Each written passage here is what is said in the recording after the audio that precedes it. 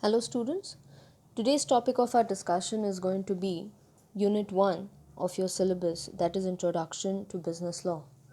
Law in simple terms means rules, regulations, procedural matters which are necessary in a modern civilized society.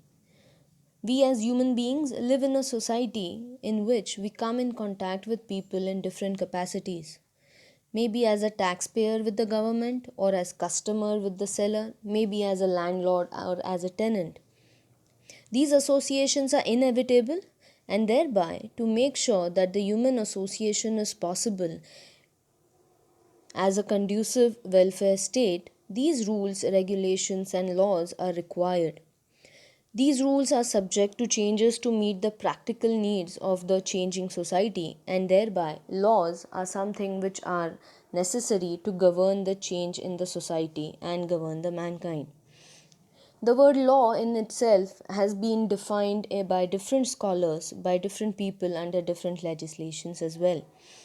For example, Salmond has defined law as a body of principles recognized and applied by the state in the administration of justice.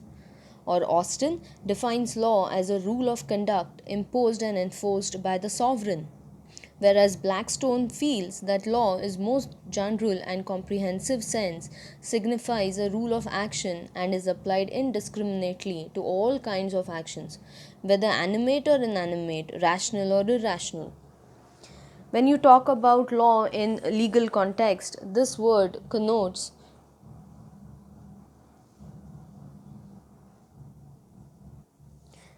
set of rules which have to be obeyed. The object of law is to regulate human relations and external actions, as well as maintain order and enable peaceful existence of the people in the society. There is a very common saying in the legal world which is known as ignorantia juris non excusat, which typically means that ignorance of law is no excuse. A person who lives in a society, who lives in a country, needs to know at least the basic laws of that country to make sure that he is governing himself in a civilized manner. And he cannot give an excuse that I had no idea about this law, I did not know this law, and thereby I had committed this irregulance. There are various laws in our society, be it in India or throughout the world. But for our concern today, we will be looking at business law in particular. Now, business law, which are the rules which govern and regulate the business transactions. In India, business laws mostly includes the laws governing industry, commerce, trade, partnerships, or the transactions which are also known as mercantile transactions. These particular laws, they create certain contractual obligations, rights between the people in order to fulfill these mercantile transactions. They determine the validity of contracts and prescribe the manner and mode of their performance. They also include laws relating to companies or carriage of goods, or law relating to insolvency or maybe arbitration or any foreign exchange related transactions. Today we will be looking at certain sources of business law in India. The first source of a business law in India is one of the most common source, which is known as the English mercantile law. Now, as we all know it, that Britishers have ruled India for a very long period of time, and during their ruling they had enacted certain legislation, certain acts which which we have even carried forward today. These laws, the mercantile laws in India, be it for example the Indian Contract Act, or be it the Sale of Goods Act or the Partnership Act, the basic principles of these mercantile laws, we have borrowed it from the English mercantile law. Even today, if there are certain acts or there are certain provisions missing in India relating to certain mercantile transactions, we do take a recourse of English mercantile laws. We do refer to these laws, the rulings which are given by the English courts. Even today, there stands to be certain relevance of these laws even after our independence. The second important source of business law are statutes or acts, as we call it in common sense. Statutes basically are the laws which are enacted by the Parliament of India.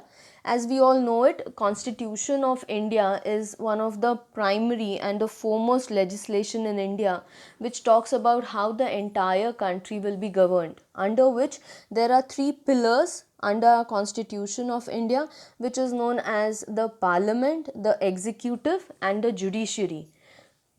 The primary law-making authority under the Constitution has been granted to the Parliament.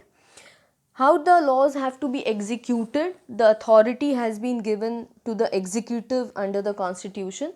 And in case of any dispute, the dispute resolving authority has been given to our judiciary. And that is why under our Constitution, the primary right to enact any law, any legislation, any statute is upon our Parliament. The laws which are enacted by the Parliament become the primary source of our business laws.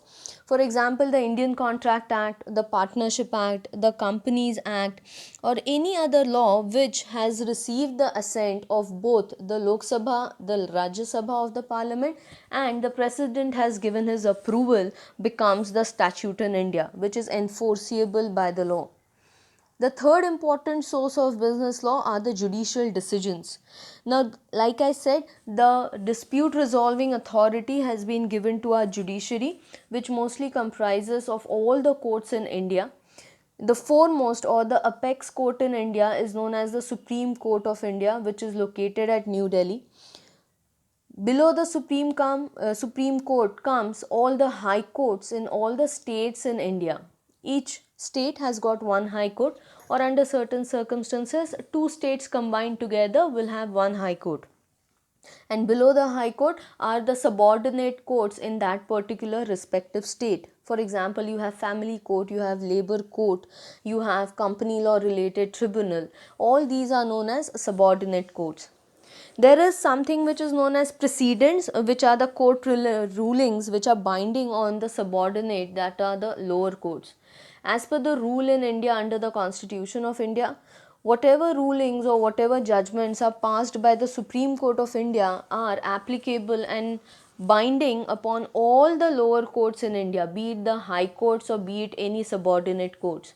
Whereas any ruling or judgment which is given by the high court of that state is binding upon the subordinate courts of only that state. To give you a small example, if let's say the Bombay High Court has given a ruling or a judgment on a particular matter, and if the matter comes up before the Pune District Court, related matter, similar matter, whatever Bombay High Court ruling says, the Pune Subordinate Court, that is the Pune District Court, will have to obey that particular order or will have to obey that particular judgment. However, if let's say for example Madras High Court has given a particular ruling and a similar matter comes before the Satara District Court, then the Madras High Court ruling is not binding upon the Satara District Court. It might be taken into recommendation, it might be taken into consideration, but the ruling given by another state's High Court or subordinate court is not mandatorily to be obeyed by another state's High Court or subordinate courts. However, whatever rulings are given by the Supreme Court have to be followed by all the courts in India. Thereby, if the courts go on passing an altogether different judgment or they go on interpreting a law which is already in existence, that forms to be one of the important source of business law. To give you a small example, Mohri Bibi versus Dharmadas Ghosh is one of the landmark judgments which we will be studying later on under capacity of parties topic, which goes on interpreting section 11 of the Indian Contract Act 1872 relating to whether a minor can enter into a contract, and if a minor enters into a contract, can it be legally binding. The Indian Contract Act was silent about the repercussions or the consequences of the contract which is entered into by the minor. But Mohri Bibi versus Dharmodas Ghosh case judgment gave it quite clear understanding as to whenever a minor enters into an agreement, that becomes an agreement void ab initio. So this is known as judicial decisions precedents, which are to be followed by the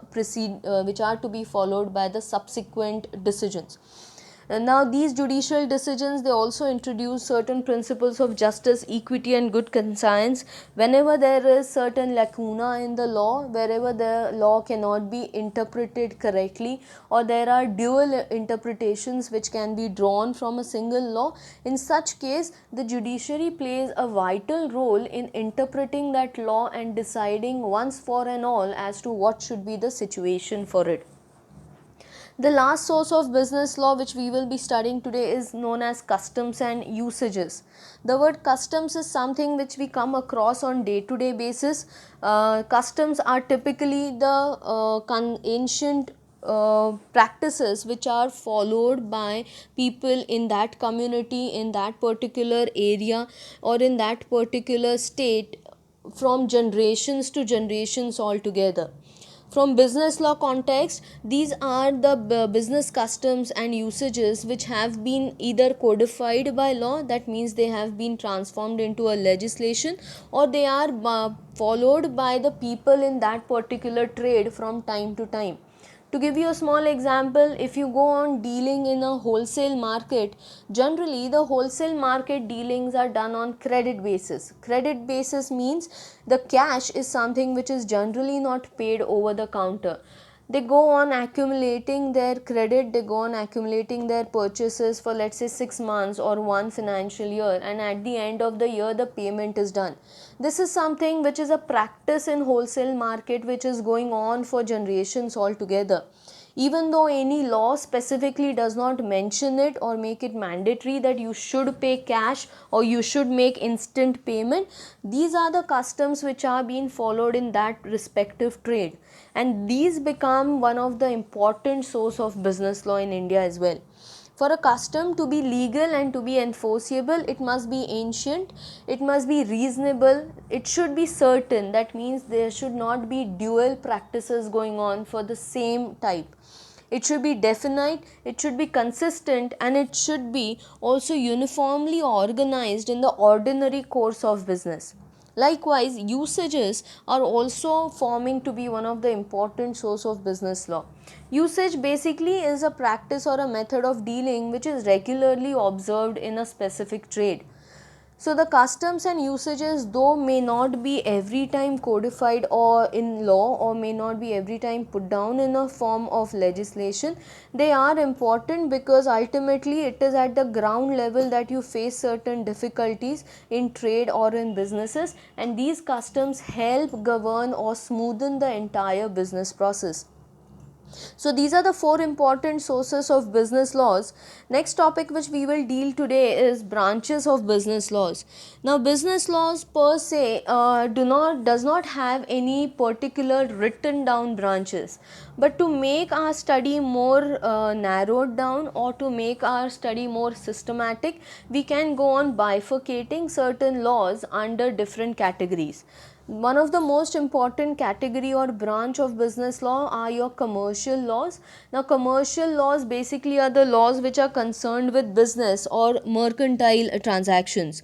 They deal with the contractual situations and obligations arising out of business transactions between mercantile people. The term commercial or mercantile law, it also refers to aggregate body of those legal rules which are concerned with trade or industry and commerce. One of the simplest example of commercial law is your Indian Contract Act. There are other laws, for example, Sale of Goods Act, or you have got Negotiable Instruments Act 1881, or the Indian Partnership Act 1932, or the Limited Liability Partnership Act, or you have got other mercantile laws which deal with these contractual situations and obligations. Another branch of business law are the corporate laws. Corporate, this is one word which we generally do not use in India, but when you go to Western countries, the word corporate is commonly used instead of the word company. In India, we use the word company more frequently. Now, the law which is related to a company or with respect to governance of a company is known as a corporate law. In India, we have got Companies Act 2013, which is a major law concerning corporates or companies. Apart from company law, we have got Competition Act, Consumer Protection Act, or Trust Act, or the Indian Arbitration Act, which goes on dealing with certain transactions, commercial transactions between the corporate enterprises. So the corporate laws are the laws which deal with a company establishment or form of a business. The third branch of business law is concerned with not the employers only, but is also concerned with the employees. That means it is a law which affects the industrial workers and laborers, which comes under your labor laws. Now, these are the social legislations which are passed to protect the interest and rights of the employees, to guarantee them certain basic needs, to guarantee them their basic wages, or guarantee them their bonus or gratuity or provident. You must have heard Provident Fund. So, Employees Provident Fund Act is one of the biggest example of labor law. You have got Factories Act, which goes on dealing with factories or establishments which are having 20 plus or more employees. You have got Payment of Wages Act, which deals with minimum wages which have to be given to employees. To govern the disputes between the employer and employee, Industrial Dispute Act plays a major role. So, the labor laws are the laws which govern the workers and the laborers and are enacted to protect their interests predominantly. The next category of or the branch of business law are your taxation laws. The word tax is not new to commerce students. Tax is something which is a revenue to the government, because we are utilizing certain resources, and to make sure that our society is fulfilled with at least the basic needs, the government is thriving, and to help the government do that, it is our obligation to pay the taxes. Now, taxes are, it might be government, central government taxes, or it might be state government taxes. The biggest example being your Income Tax Act. The another example is your GST, that is Goods and Services Tax. Though not a latest tax, but it has made sure that the variety of indirect taxes which we had in India are now no more, and GST predominantly covers all these indirect taxes as well. Another category of branch of business law are your financial laws. Name itself suggests that whenever financial transactions are concerned, these financial laws play a vital role. We have got Banking Act, one of the biggest act in India, which goes on governing the banks in India. As we all know it, RBI plays a vital role in it, wherein RBI has got tremendous authorities under this act to govern the banks in India and to make sure that these banks are having healthy relationships with their customers, and the governance is going on in an economical manner. Likewise, other acts can be your LIC Act, that is Life Insurance Corporation Act, FEMA, which stands for Foreign Exchange Management Act. Other acts which might also include are your SEBI, with respect to the penalties which it goes on collecting for governing the capital markets or governing the security markets in India. So, when you talk about business laws, these are the main branches under which our laws can be categorized. The next topic which we will begin in our next session is going to be your Indian Contract Act. We will start with this Indian Contract Act in our next session. For now, just understand what are laws, what are business laws, how are they different from each other, how are they different from their objective or from purpose basis, and why is it necessary for students to understand different types of business laws. We have plethora of laws in India, and it is humanly impossible to know each and every law, but as a citizen of our country and as students and people related to commerce, we need to know at least these basic laws whichever I have quoted in our slides. So from next session we will start with the Indian Contract Act. For you students, I would request you all to just go through these slides again and do certain research for yourself, go through the internet, understand how our laws enacted, what role the parliament plays, what role the judiciary plays, how is our judicial system in India, how important it is to understand the role of executive in implementing the laws in India. So that will be something which you will have to do for as your homework or as your assignment. Next session we will start with the Indian Contract Act. Thank you so much.